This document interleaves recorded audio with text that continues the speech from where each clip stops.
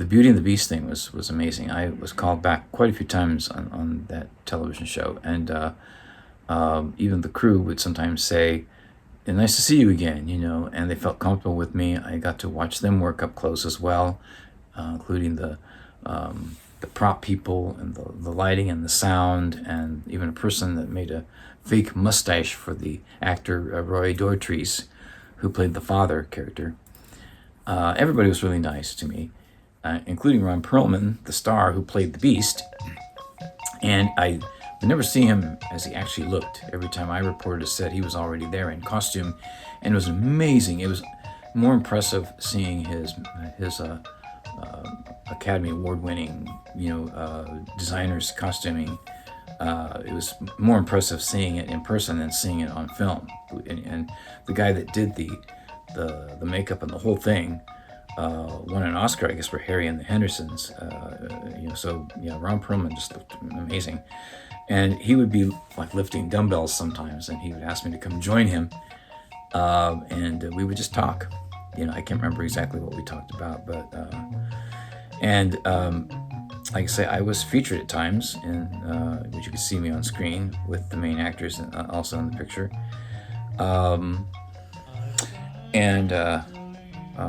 One time I was talking to some of the other actors about having just come back from Japan teaching English, and Linda Hamilton tapped me on the shoulder, and I turned around. She tapped me on the shoulder, and it was Linda, and she said, "You lived in Japan? Tell me about it." So I had a really nice conversation with her about Japan, and she was always very nice to me after that. I also worked with Armin Shimmerman, who some might know as Quark on Star Trek Deep Space Nine, also James Avery and another actress and we went out to eat lunch one day thanks to a deli in Hancock Park, I believe. I remember these little details. And he was telling me like his big break was about to come. And his manager was very excited for him, and that big break, as it turned out, they killed his character off of Beauty and the Beast. And that big break turned out to be the father on The Fresh Prince of Bel-Air. So that was interesting. The final thing that I did do was in 1989, and it was Life Goes On, and that was at the back lot, I think at Burbank Studios. And while we were waiting for shots to be set up, all the extras, we were on the front lawn of the Waltons farm.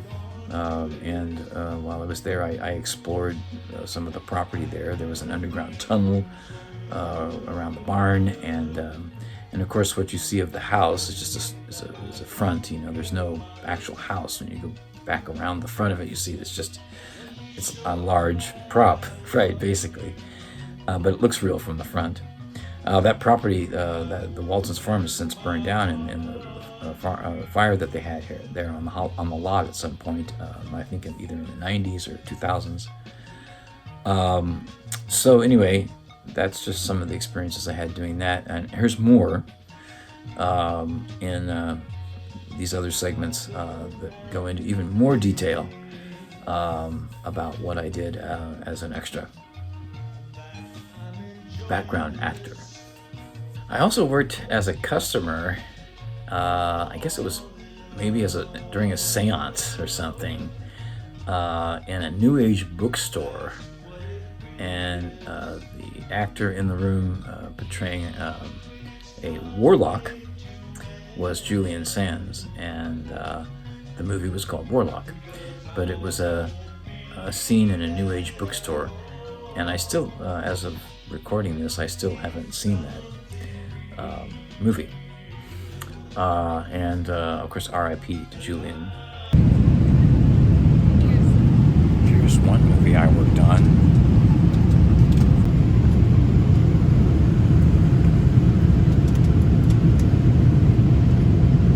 Planes, Trains, and Automobiles. I worked 2 days on that classic film, and it was shot at Culver Studios on a soundstage in 1987. and it was scenes at the Wichita, Kansas airport. So I was a passenger in the airport waiting to get on their plane. And supposedly, if you know the movie, the storyline, there's a lot of storms going on. It's Thanksgiving time, and flights are getting canceled and all that kind of stuff. And I do remember Ben Stein being there. He was the airport voice over the intercom, saying there's a lot of flight delays. And so I did interact a little bit with John Candy and with Steve Martin, primarily John Candy. Steve Martin was actually kind of shy, but he was very friendly when I said hello to him. John Candy is, what you see is what you get. I mean, what you see on film is exactly how he was on set.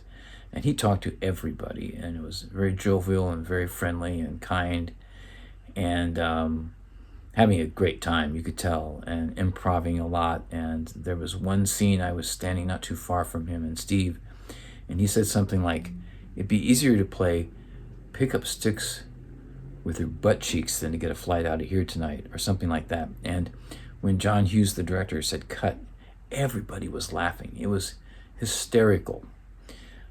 So I just picked up from that that must have been another improv line, and it wasn't in the script, and I was so glad to see that something was kept from that line, because it was funny and it had everybody laughing because it was just so silly. And I remember the second day, I think it was the final day of shooting, maybe even for the movie.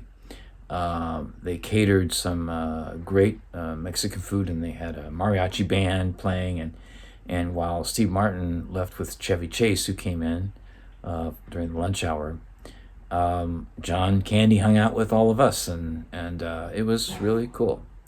What a loss. Such a talented guy, such a nice guy.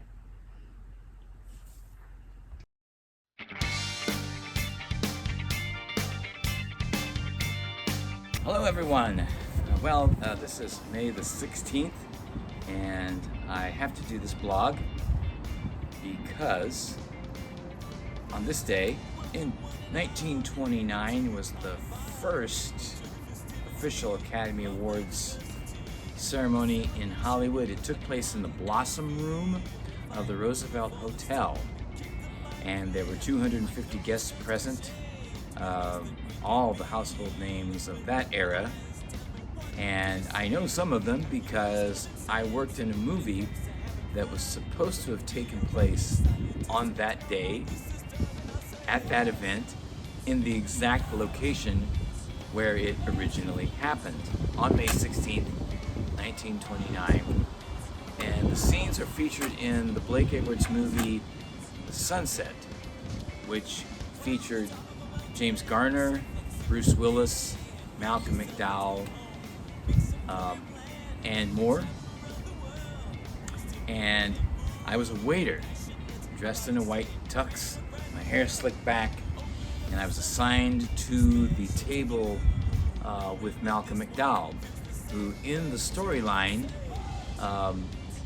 was a performer at the Academy Awards ceremony. Now, the movie,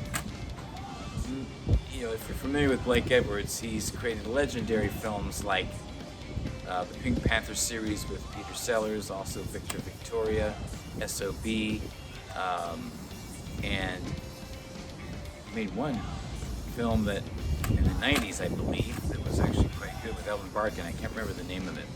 I have the VHS tape version of it. I don't know if it was ever released on DVD or not. It's the storyline is basically, what if two of America's greatest real life heroes, Tom Mix and Wyatt Earp, actually met, and what could have happened.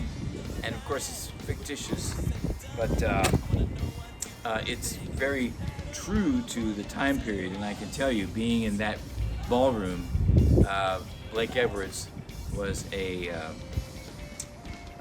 he was very particular about authenticity. So I mean, there were lookalikes there of Laurel and Hardy and Mary Pickford and Charlie Chaplin and James Cagney. The James Cagney actually even had the wavy, red hair. I took a double take on that lookalike because it really looked like James Cagney. It was remarkable. So I was assigned to Malcolm McDowell's table, and he was very playful. We played with the food, and of course, when he throws food at you, I mean, if you throw food back, nobody's going to say anything because the actor initiated it. I'm not telling anybody on movie sets to do that, okay?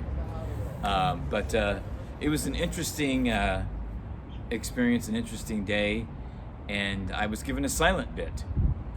And that production was so big, there were 3 directors, 2 assistant directors. I was assigned to the second assistant director. But at one point when I was given an opportunity to do a silent bit, Mr. Edwards himself came up to me and said, "Here's what I'd like you to do." So essentially, it was to set up some props for Malcolm McDowell, and there were 2. There was a small table and there was a chair. So, and it was on the ballroom floor, and there was a big band there as well, it was playing music. It was extraordinarily authentic. He told me to take a prop, which I believe was it might have even been a small table. This is, maybe about the size of it. And to walk over at the back end of the ballroom by the door that goes up to the stage where the band is, and go up to there, and then bring it down and put it onto the floor where Malcolm McDowell's character would be performing, and then to walk off. And I don't recall if it ever got put in the film. I actually I think saw it in the theater one time, and maybe I watched the VHS tape.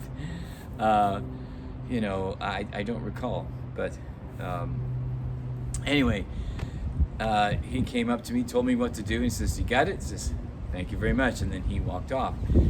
And I realized, thinking, oh my gosh, here's the director of Pink Panther movies,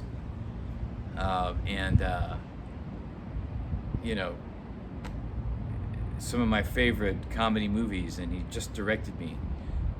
It was quite an experience. So, needless to say, I'm going to remember the first Academy Awards ceremony, even though I wasn't at the actual one, although maybe I was. It certainly seemed like it in the late 80s. So that's my story of working on a film. Welcome to the first annual Academy Awards. Elaborate more on the subject of the very first Academy Awards ceremony that took place at the Roosevelt Hotel in Hollywood on May the 16th, 1929. Popular movie The Jazz Singer, which was one of the first talkies, wasn't allowed to be entered into the awards ceremony because it was considered not fair for movies with sound to compete with silent films, because at that time, obviously, the majority of the films were still silent films. And another interesting story at the very first Academy Awards was a special honorary award was given to Charlie Chaplin, but he had an original nomination for Best Actor, Best Writer, and Best Comedy Director for The Circus, which was removed so he could receive this special award. And on record, the reason why that was done, again, he couldn't receive both awards, apparently. And it's on record, apparently, that was attributed to his unpopularity in Hollywood. Again, that's what was on record.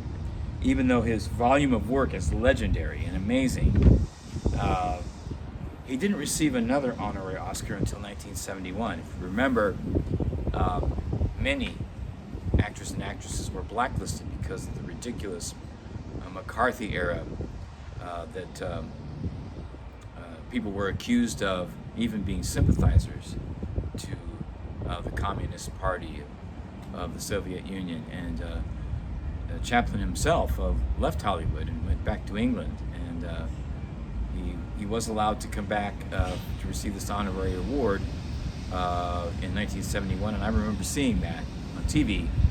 He broke down in tears, crying, and saying, "I didn't think you people still liked me." Interesting story. I think it's all about politics, unfortunately. That's the story.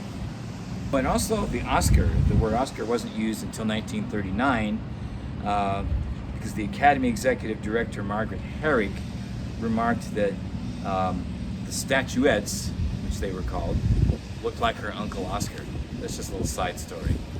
Hello, this is Dan, and I am here on 7th Street, downtown LA, because I want to show you a film location. I worked one day on the John Carpenter film called They Live in 1988. I walked down this sidewalk behind, at one point, behind the main actor, Roddy Piper, who you might know from wrestling. I didn't know anything about it at the time. We walked down the sidewalk here, and the reason why I know that this is one of the locations where I worked is because this landmark behind me was in the shot, and it's still here. It's called the Los Angeles Athletic Club.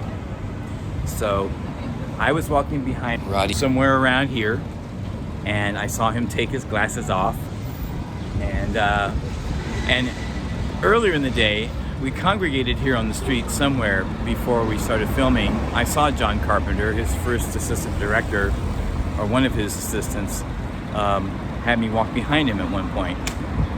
So I had no idea what this movie was about. I did know John Carpenter, the movie The Thing, and I saw actors that had what looked like clown faces.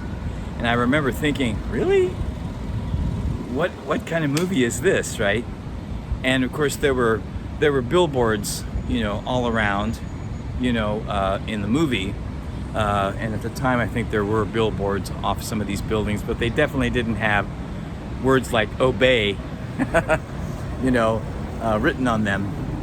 And there was a makeshift newspaper stand. I remember seeing that, and I had no idea what to expect. But I didn't go see it in the theater, but when I was in Amoeba Music Store on Sunset in the 2010s, I found it for $5, and wow. I mean, I watched it and I thought, wow, what an amazing film. It's now one of my favorite movies, and I got to work on it one day. So this is the Los Angeles Athletic Club, and of course, it's written on all sides here of the overhang in front. And one more story about this place. It has been around here so long. It's obviously, as you can see, founded in 1880, symbolizing dedication of citizens to make Southern California a world sports center. It's a historic cultural monument. Yes. And part of the reasons why it's a cultural monument is because Charlie Chaplin actually lived here at some point. So that would have been probably at least 100 years ago. So that's my story. And have a good day.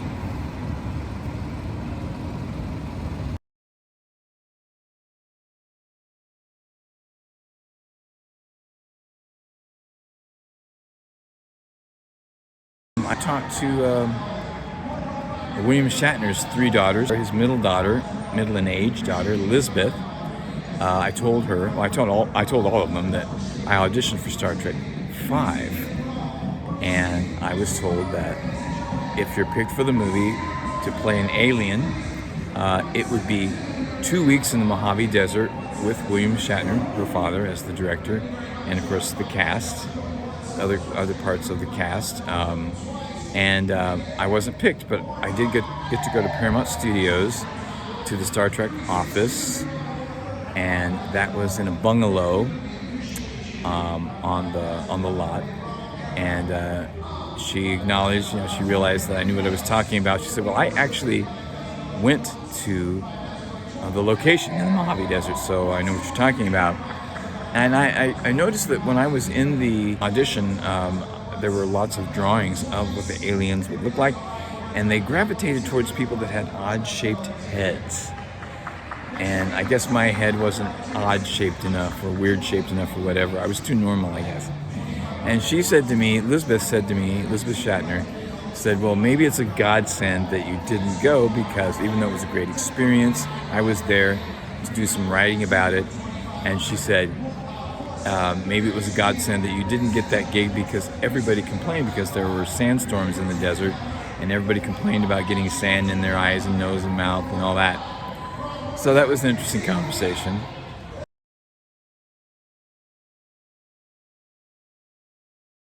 I have to tell this story because it is about television.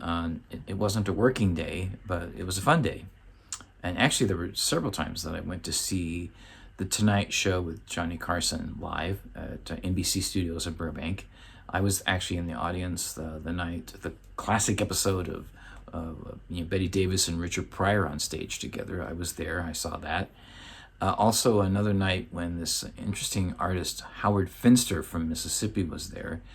He's an artist, a reverend, and also a musician, played the banjo. Interesting guy. And he's most known for doing album covers for REM and the Talking Heads. And there was another time, and I remember one guest being an artist using laundry lint. I don't know, I remember that. I don't remember anything else about that particular show, but that was kind of strange. Johnny did sometimes have unusual guests like that. And so one of those episodes that I saw, one of those shows that I saw, when he finishes his monologue, when it goes to commercial, they run the tape, as if it's broadcasting live, like at 11:30 at night. So he goes to in front of the audience and says, "Does anybody have any questions?" And I think I was the second person. I raised my hand, and he said, "Yes, you." And I turned around because I didn't think he was, talking about me. And I turned around, and then Ed McMahon said, "Yeah, the guy with the sweater." Like, oh, he was talking about me. It must have been the Midwest sweater that I was wearing that interested him. I don't know. Who knows? So the question I asked him was really, how did you get started in show business? And his answer to me was, he worked as a writer on the Red Skelton show. Of course, Red Skelton originally comes from Vincennes, Indiana, and he had a very successful television show in the 60s and early 70s on television, comedy variety show. And back then, in those days, they would do kind of live to, I don't know what they call it, cinescope. I don't know what the technical term is, but it basically was video to film, and there would be a 5-10 second delay in case anything happened or whatever, but it was live. So, the audience would be watching the show, and they'd be, doing the show at 5:30 Pacific time, and then, or 5 o'clock Pacific time, or whatever it was. And then it would air prime time on the East Coast. And so it was time for the show to start. I believe it did start at 8 o'clock Eastern time, which would have been 5 here in California. And so it was 5 minutes until 8, 5 minutes until 5. And Red Skelton wasn't standing behind the curtain ready to do the show. And everybody was panicking backstage. And so somebody's got to do the opening monologue, what are we going to do? Where's Red at? They didn't know. And they found out that he apparently had something that didn't agree with him that he ate for lunch, maybe had food poisoning or something, and his head was currently in a place where you ordinarily wouldn't put your head, right as the show needs to start. And so they said, well, Johnny Carson, one of the writers, he wrote most of the jokes, just let him go out there and tell them. And he did, live, came out of the curtain as Red Skelton had. And told the jokes, and then when they went to commercial after that, again, Red was ready to start doing the skits and to do the show live. So that was an interesting story. That's how Johnny Carson would start his show, standing right behind the curtain. So when they call his name, he pulls the curtain back and comes out. And I thought, what an interesting story that's how he started. And then he went on to say that there was a game show host that saw him and hired him because they saw him do that monologue. And it was not a very good game show in NBC. I don't even know if it lasted more than a season, but it was enough for Jack Parr, who was the original host of The Tonight Show, to see Johnny Carson at work. And he said, that's the guy that should be my successor. And the rest is history. And I thought, what a great story. That's how Johnny got started in show business. And I got to ask him that live in the studio in the 80s. The actress Cindy Williams was dating a friend of mine, and she told me the story once of how she would go out to eat lunch with her friends like Penny Marshall, the co-star of Laverne and Shirley, and also with people like Steve Martin. And one time she told Steve Martin, when they went out to eat lunch or dinner, that, maybe it's time to bring back the Father of the Bride movie. And he thought that was a great idea. He took it to the studio, and obviously, the rest is history. It was, made into a movie, and of course, Steve Martin played the father, and he called her up and told her that because it was her idea, she's going to get a credit as an executive producer just because she came up with the idea. And I thought, wow, that's an amazing story. I scheduled her as a guest on an internet radio show in Indianapolis that I'd been on called The Chris and Tom Show in the basement of someone's home. Chris or Tom, I can't remember which one's home it was. And I told her, how would you like to be on an internet radio show? And she was fascinated by that. I love that. And so I set that up, and maybe I'll put some of that in a book sometime. But it was a great experience for her, and obviously the two guys in Indianapolis were overjoyed to be able to have that kind of opportunity for, a groundbreaking technology at the time in the 2000s. That was a groundbreaking technology to have Cindy Williams on their show. And she told me that story about Steve Martin, and she said, so it was your idea to do that. It was great. It was a great experience. I love those guys. Make sure you give yourself a producer credit. So that technically was my first producer credit other than with music.